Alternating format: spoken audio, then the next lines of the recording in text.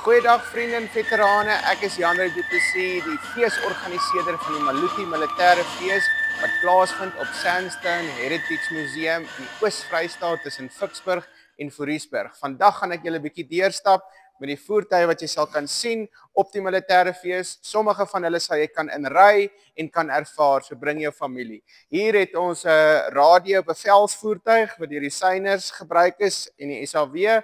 Dis die Ferret, dis een van ons vroegste panservoertuie van die Suid-Afrikaanse weermag.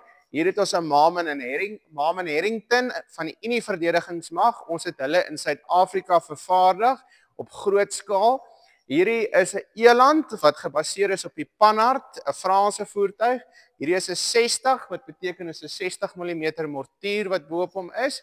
Hier het ons ook 'n eland met 'n 90 mm kanon bo op hom. Hoop die panser vergewe my. Hier is die Saracen.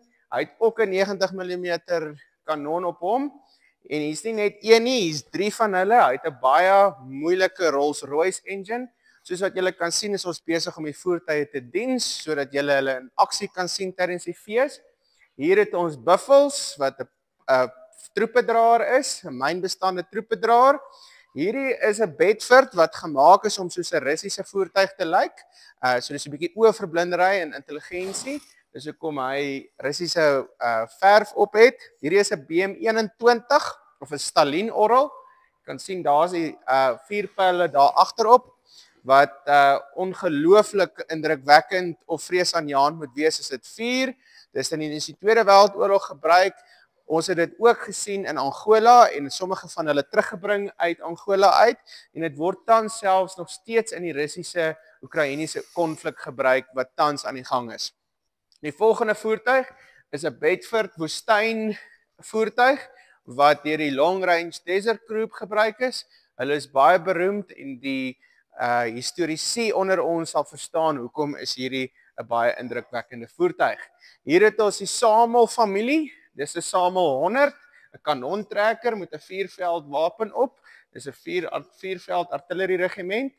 Hier het ons 'n Samel 50. Soos wat julle kan sien, is ons besig om die voertuie te diens. Nog 'n Samel 100. En dan hier is die Okapi. Daar's net 9 of 11 van hierdie bevelsvoertuie vervaardig. Hierdie is 'n Leyland Verenigde Koninkryke voertuig wat gebruik word om vrag te skuif. Hierdie is 'n Diamond T, dit was 'n recovery voertuig wat ons gebruik het om voertuie mee in te sleep. Dit is later vervang deur die Wittings. So dis van die vroegste voorbeelde daarvan, soos wat julle kan sien, is ons besig om hulle te diens. Hier is 2 Samel 20s. Dan hier langs my het ons die Casper. Hier is die Casper voertuig wat vrag dra en die Casper troepedraer. Die Ratel is van jaar 50 jaar oud. Ons het hom in 1975 in gebruik geneem en word tans nog deur die weermag gebruik en daar gaan lede van die Ratel ontwikkelingsspan tydens die Militêre Fees hier wees. En ons gaan 'n gespreksessie binne in hierdie storie oor hoe ons in Suid-Afrika hierdie voertuig gebou en ontwikkel het en hoe dit nog steeds een van die beste stukke verdedigingstegnologie is wat uit Suid-Afrika uitgekom het. Ons hoop om julle by die Maluti Militêre Fees te sien. Koop nou jou kaartjies, gebruik die spesiale promosie en ons hoop om jou daar te sien.